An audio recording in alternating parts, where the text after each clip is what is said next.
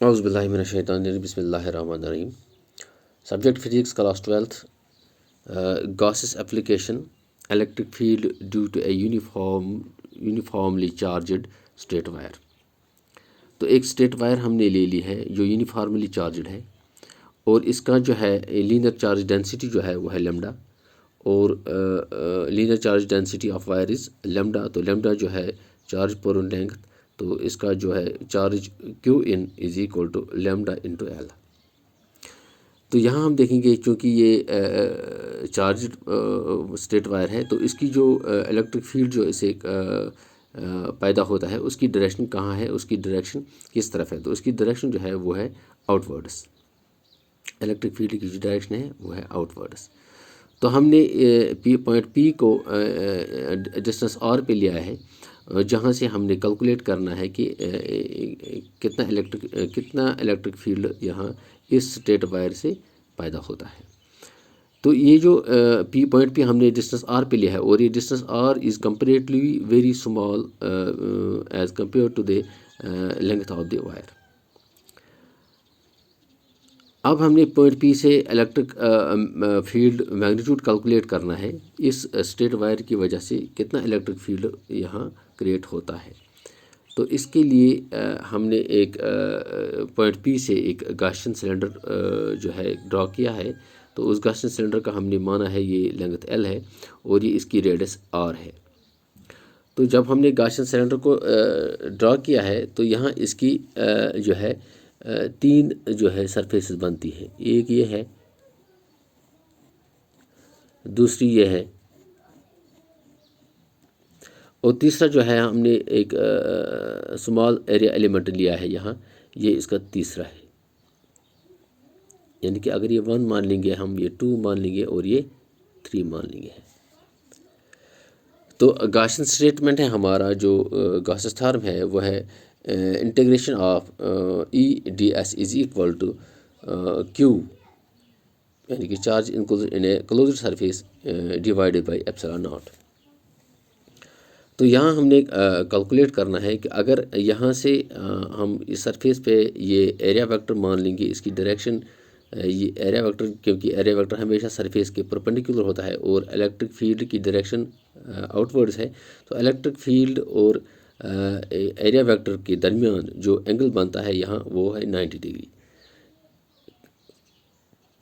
Part 1 में। तो part 2 में हम ले लेंगे तो यहाँ भी जो है एरिया वेक्टर परपेंडिकुलर है सरफेस पे, तो उसका और इलेक्ट्रिक फील्ड जो है वो है उसकी डायरेक्शन आउटवर्ड्स है। तो इस उन दोनों के दरमियान यहाँ भी थीटा जो है 90 डिग्री, क्योंकि यहाँ इसको हम ये जो हमने integration of E D S यही इसका मैग्नीट्यूड जो है वो है integration of E D S cos theta, वह है E D S cos theta. यहाँ हम ले लेंगे ये जो है इसको हम मान लेंगे ये है, इसका मैग्नीट्यूड जो है वो है E D S cos theta. और तीसरे पार्ट में जो ये कर्व्ड सरफेस है इस गॉसियन सिलेंडर का, तो यहाँ जो है रेडियस आर है इसकी। तो यहाँ जो इलेक्ट्रिक फील्ड की डिस्टेंस, इलेक्ट्रिक फील्ड की जो डायरेक्शन है और यूनिट वेक्टर की डायरेक्शन जो है जो इस सरफेस पर परपेंडिकुलर है वो सेम है, क्योंकि इलेक्ट्रिक फील्ड की डायरेक्शन भी along the direction of unit vector है।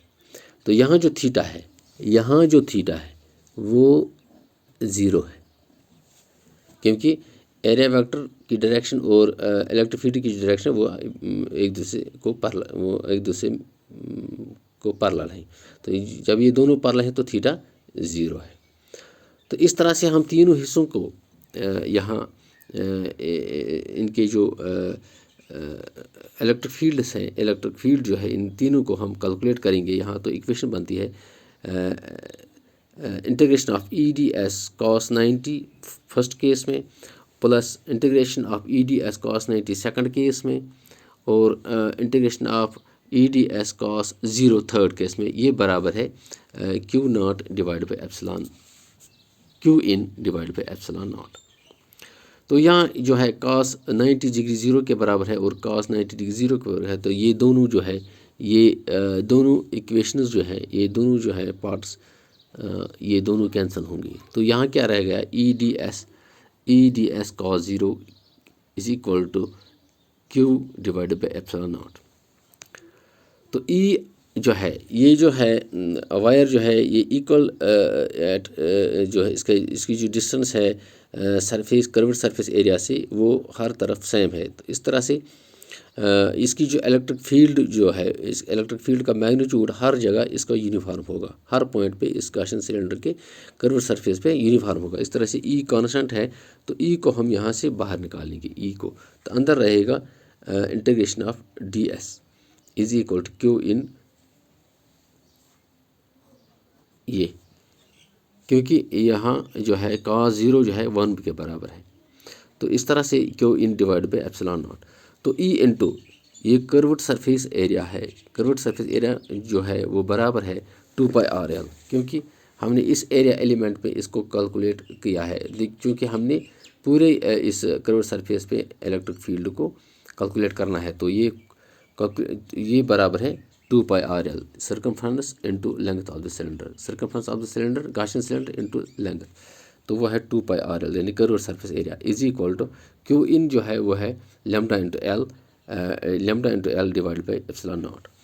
तो इसको हम ट्रांसपोज करके ये यहाँ डिवाइड होगा, तो यूनिफॉर्म जो इलेक्ट्रिक फील्ड जहाँ कैलकुलेट होगा, ये जो एल है एल कैंसिल होगा, तो यहाँ ये होगा lambda divide by 2π epsilon naught r, 2π epsilon naught r, while lambda is the linear charge density of the wire. तो epsilon naught is the permeability in free space or vacuum, और r जो है वो है radius of the Gaussian cylinder. Note this, students.